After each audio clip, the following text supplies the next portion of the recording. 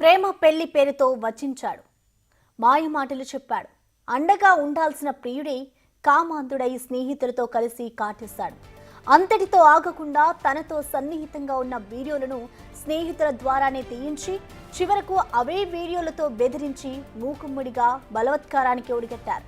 ప్రియుడి మోసాన్ని భరించలేకపోయిన ఆ అమ్మాయి చివరకు ఆత్మహత్యకు యత్నించగా తండ్రి కాపాడారు. బాధితురాలి ఫిర్యాదుతో విశాఖలో గ్యాంగ్ రేప్ వ్యవహారం వెలుగులోకి వచ్చింది.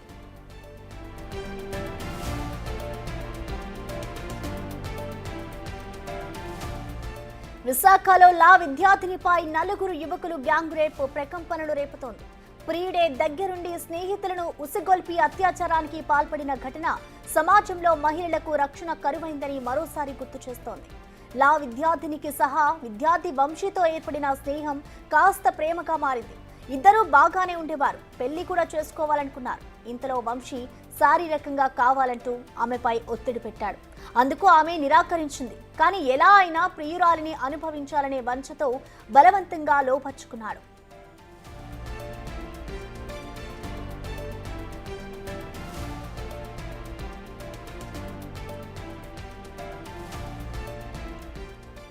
ఆగస్టు 13న వంశీ ప్రియురాలతో కలిసి స్నేహితుడు ఆనంద్ గదికి తీసుకెళ్లాడు. అక్కడ మరోసారి ఆమెను బలాత్కారం చేశాడు. గదిలో తామిద్దరమే ఉన్నామంటూ మరో లా స్టూడెంట్ స్నేహితుడు జగదీష్ కు వంశీ సమాచారం ఇచ్చాడు.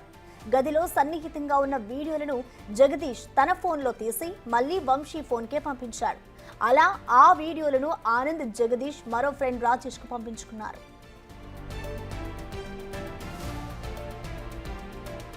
ఇక ఆ వీడియోలతో యువతిని బెదిరించి నెలల తరబడి సామూహిక అత్యాచారం చేస్తూ వచ్చారు. తాము చెప్పింది వినకపోతే సోషల్ మీడియాలో వీడియోలు పెడతామని బెదిరించడంతో యువతి భయపడిపోయింది. 3 నెలలుగా మానసిక వేదనతో కుంగిపోయింది. చివరకు ఈ నెల 18న ఇంట్లో ఉరివేసుకునేందుకు ప్రయత్నించగా తండ్రి అడ్డుపడి ఆమెను రక్షించారు. అమ్మాయి ద్వారా విషయం తెలుసుకున్న తల్లిదండ్రులు విశాఖ 2 టౌన్ పోలీసులకు ఫిర్యాదు చేశారు. దీంతో గ్యాంగ్ రేప్ వ్యవహారం బయటపడింది. వీరిలో 3 లా విద్యార్థులు కాగా మరొకరు ప్రైవేటు ఉద్యోగిగా పోలీసులు గుర్తించారు.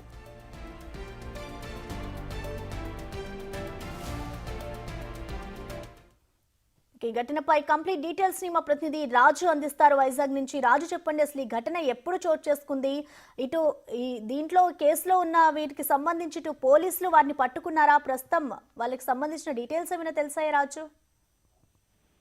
నిన్న యువతి లా విద్యార్థినికి సంబంధించినటువంటి కుటుంబ సభ్యులు 2 టౌన్ పోలీస్ స్టేషన్ లో కేసు పెట్టిన తర్వాత ఈ ఉదంతం అంతా బయటకు వచ్చినటువంటి పరిస్థితి అయితే ఉంది. కానీ దాదాపుగా ఆగస్టు నెల నుంచి కూడా నరక యాతన అనుభవిస్తున్నటువంటి పరిస్థితి అయితే ఉంది. ఎందుకంటే ప్రేమించినటువంటి ప్రియుడే యువతిని మోసం చేసి నమ్మించి మోసం చేసినటువంటి ఘటన అయితే ఇక్కడ వెలుగు చూసినటువంటి పరిస్థితి అయితే ఉంది. LLB చదువుతున్నటువంటి, అంటే 3rd ఇయర్ చదువుతున్నటువంటి 3 విద్యార్థులు, వంశీ అనే విద్యార్థి 3rd ఇయర్ విద్యార్థి ప్రేమ పేరుతో ఈ లా స్టూడెంట్ యువతిని మోసం చేసినటువంటి పరిస్థితి ఉంది. ప్రేమ పేరుతో తనని ప్రతిరోజు బయటికి తీసుకెళ్దాం, వివిధ ప్లేసెస్ లో తిప్పడం, తీసుకురావడం ఇది జరుగుతున్నటువంటిది. అయితే గత 1.5 సంవత్సరంగా వీళ్ళైతే ప్రేమలో ఉన్నారని పోలీసులు చెప్పినటువంటి వివరాలను బట్టి అయితే తెలుస్తున్నది.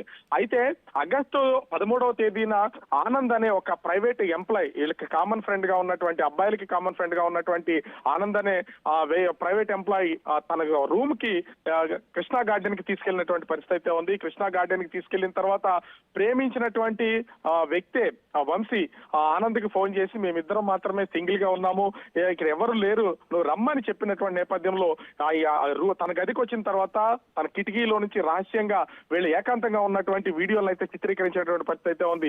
అది చిత్రీకరించినటువంటి ఆనంద్ ఆ ఫోటోలు మళ్ళీ వంశీకి పంపించడం, వంశీ తిరిగి రాజేష్ అదేవిధంగా జగదీష్ అనే వ్యక్తులకి పంపించినటువంటి పరిస్థితి అయితే ఉంది. అలా ఒకరి నుంచి ఒకరికి షేర్ చేసుకుని ఒకరి తర్వాత ఒకరు ఆ వీడియోలు చూపించి లా విద్యార్థిని లైంగికంగా వేధిస్తూ అత్యాచారం చేసినటువంటి పరిస్థితి ఉంది. 3 నెలల నుంచి ఇదే విధంగా అత్యాచారం కొనసాగిస్తున్నారు. అయితే కొన్ని రోజుల క్రితమో తొట్లకొండ అనే ఆ ప్లేస్ కి, టూరిస్ట్ ప్లేస్ కి అక్కడికి వెళ్ళడం, అక్కడికి వెళ్ళిన తర్వాత అది అత్యంత నిర్మానుష్యంగా ఉండేటువంటి ప్లేసు. 3 లా విద్యార్థులు, ఫైనల్ ఇయర్ చదువుతున్నటువంటి 3 లా విద్యార్థులు కూడా ఈ లా విద్యార్థిని అక్కడికి తీసుకువెళ్ళడం, యువతను తీసుకువెళ్లి బలవంతంగా అక్కడ ఉన్నటువంటి పదుల్లోకి తీసుకెళ్లి బలవంతం అత్యాచారం చేసినటువంటి పరిస్థితి ఉంది. దీని అంతటిని తట్టుకోలేనటువంటి లా విద్యార్థిని ఆ ఇంట్లో ఉరివేసుకునే ప్రయత్నం అయితే చేసింది. అయితే దీన్ని గమనించినటువంటి తండ్రి జరిగిన విషయాన్ని తెలుసుకుని పోలీసులకైతే ఫిర్యాదు చేశాడు. ప్రస్తుతం ఏలూరు మొత్తం నలుగురికి సంబంధించినటువంటి వ్యక్తులందరినీ కూడా విశాఖ పోలీసులు అయితే వెళ్ళి అదుపులోకి తీసుకుని విచారణ అయితే కొనసాగిస్తున్నారు. ఇక్కడ కీలకంగా మారినటువంటి అంశం ఏంటంటే వీళ్ళ దగ్గర ఉన్నటువంటి వీడియోలు ఎవరెవరి దగ్గర ఉన్నాయి, ఎక్కడ ఉన్నాయి, అదేవిధంగా ఎవరికైనా షేర్ చేశారా, ఎక్కడైనా సేవ్ చేశారా అనే కోణంలో కూడా పోలీసులు అయితే విశాఖ 2 టౌన్ పోలీసులు విచారణ చేస్తున్నటువంటి పరిస్థితి కనిపిస్తుంది. అయితే ప్రస్తుతం విశాఖ పోలీసుల దగ్గర నుంచి సిసిఎస్ లో దీని పూర్తిస్థాయి విచారణ అయితే ఉంది. ఇప్పటికే హోంమంత్రి వంగలపూడి అనిత దీని మీద చాలా సీరియస్ అయ్యి విశాఖ సిపి శంఖపత్ర బాగ్జీకి ఫోన్ చేసినటువంటి పరిస్థితి ఉంది. కేసును చాలా సీరియస్ గా తీసుకోవాలి, అదేవిధంగా నిందితుల్ని కఠినంగా శిక్షించాలి అని చెప్పినటువంటి పరిస్థితి ఉంది. అదేవిధంగా బాధితురాల కుటుంబాన్ని ఆదుకుంటాం, ప్రభుత్వ పరంగా న్యాయం చేస్తామని చెప్తున్నటువంటి పరిస్థితి ఉంది. ఓవరాల్ గా చూస్తే నమ్మించి ప్రేమించినటువంటి యువకుడే మోసం చేసినటువంటి పరిస్థితి ఉంది. తన స్నేహితులందరితో కలిసి సామూహిక అత్యాచారం చేసినటువంటి పరిస్థితి ఈ ఘటనలో వెలుగు చూసినటువంటి పరిస్థితి కనిపిస్తూ ఉంది. Prasanna, thank you Raju.